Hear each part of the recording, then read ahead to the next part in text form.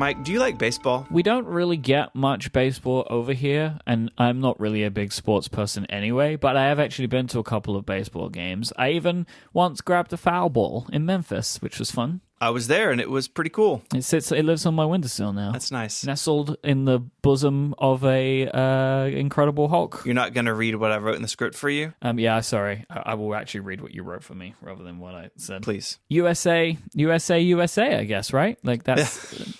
You really took some of the fire out of that after... I did. I wanted to say it and then couldn't bring myself to do it. That's understandable. Yeah. Okay, so today we're talking about a tradition that has been part of baseball for a very, very long time, the seventh inning stretch. What this sounds like, if you don't know anything about baseball, is just like a long period of time between the seventh inning. That's kind of how my brain thinks of it. That is how it feels when you watch baseball. It just lasts forever. But what's happening is, between the halves of the seventh inning of the game, this is where fans will stand, they will stretch their legs, and maybe get up for a last-minute snack or beverage. Players usually also get a short break during this time, with everyone singing along to Take Me Out to the Ball Game or God Bless America. Since baseball games can run pretty long, a 14th inning stretch is often observed as well when needed. And also, 21st and 28th inning breaks are possible in extenuating circumstances. That's horrific.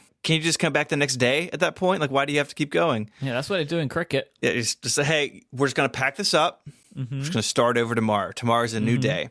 Tomorrow's a new day. It's getting late.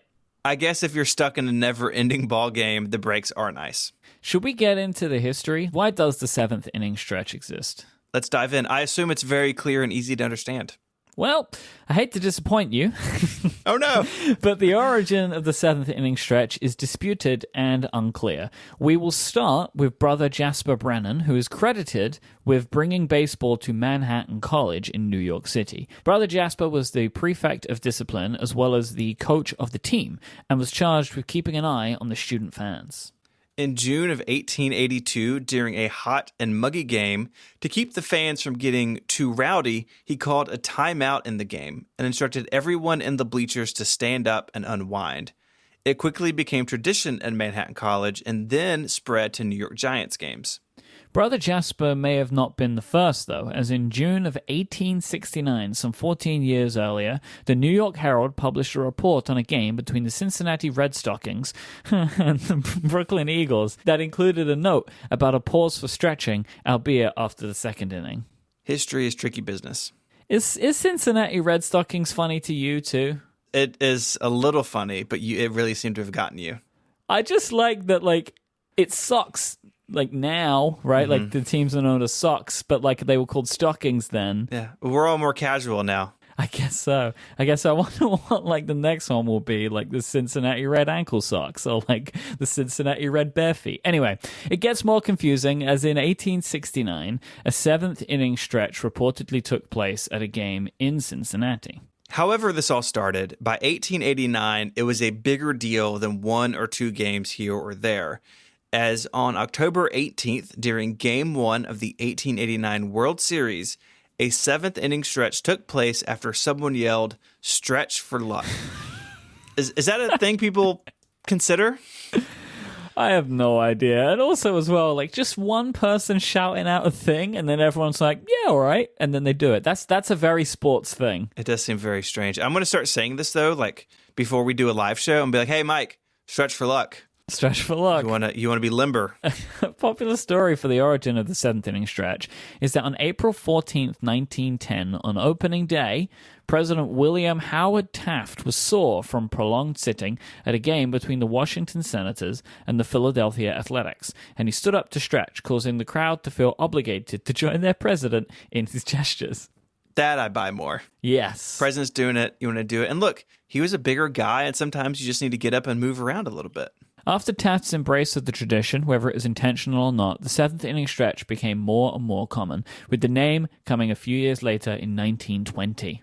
That's a lot of history, but what's going on with this little piece of American culture these days? So as we said earlier, standing up and singing the song Take Me Out to the Ball Game during the seventh inning stretch is a popular tradition. This started in 1934 in LA and has spread pretty widely since. There's a little bit of irony about this song that I just can't let go. Okay. The words were written by Jack Norworth, who never attended an actual baseball game prior to writing the song. It kind of makes sense. He really wanted someone to take him out to the ball game, right? It was a cry for help, is what it was. It was a plea. He really just wanted anybody to take him out to a ball game. I'm glad he got taken care of. Mm-hmm. As you may imagine, many teams have taken to their own traditions. The Atlanta Braves and the Baltimore Orioles, for instance, often play the John Denver song "Thank God I'm a Country Boy" at the conclusion of "Take Me Out to the Ball Game." They just added it right there in the playlist. Just smooth right in there. It's a remix. When the St. Louis Cardinals were owned by Anheuser-Busch, Busch Memorial Stadium organist Ernie Hayes played "Here Comes the King," a commonly recognized jingle for Budweiser beer during the stretch. For big games, a team of Budweiser's Clydesdale horses would also make a circuit of the field during the stretch. Branding is important. I guess so. If you own the team, right, you just do whatever you want. I wonder what beer they served in that stadium. I don't know. In Canada, things have gotten very official. The Toronto Blue Jays take the term seventh inning stretch quite literally, with Health Canada officials leading fans in stretching exercises while the club song "OK Blue Jays" plays before, the nerve on those people, before "Take Me Out to the Ball Game." Canadians, am I right? Ugh. Am I right? Yeah, sure. The Miami Marlins, attempting to mimic the Blue Jays' exercising song, created a group of dancers in 1992 called the Seventh Inning Stretchers. I love the name so much. It's good. It is very good. At the first game, this group came onto the field at the top of the seventh inning, and the crowd was encouraged to stand and stretch and do a choreographed dance to Gloria Estefan's "Get on Your Feet." The crowd, thinking this was the actual seventh inning stretch, booed loudly because it's at the wrong time, right? Like they did it at the top of it, which I think is wrong. You're supposed to do it up. Anyway, so the group then appeared at a second game following the event, but then it became tradition to boo them, and they were never seen again. It went really poorly. Really I kind of feel. Why did they do it though? Why didn't they send them out know. at the time that everyone would expect? I don't know. Maybe they didn't like the song. Whatever happened, Maybe. I feel badly for whoever's idea that was because they definitely got fired. Yeah, they got done. fired. Donezo. 100%. The Texas Rangers played Cotton Eye Joe in addition to "Take Me Out to the Ball Game," while the Minnesota Twins used to play "Little Red Corvette" by Prince. Following the September 11th attacks, "God Bless America" became common during the seventh inning stretch, sometimes in addition to "Take Me Out to the Ball Game" and sometimes replacing it entirely. Even here, Mike, there's discrepancy because some stadiums play "God Bless America" only on Sundays. And at Yankee Stadium, the song is now played at every game. It's all over the place. What can you do? God Bless America is now played at all Major League Baseball All-Star games and playoff games in the United States, often with a celebrity recording artist or a member of the United States Armed Forces. We're really good at mixing some patriotism into our sports here. Into everything. This one goes out to Jason, our friend Jason Snell, who likes baseball. So go Jason. If you want to read more about the seventh inning stretch, there are some links over in the show notes. You can find those online at relay.fm/ungeniused/79. While you're there, you can send us an email with your own topic of choice, or you can do so on Twitter. The show is at Ungeniused. You can find Mike there as IMYKE, and you can follow me at ISMH.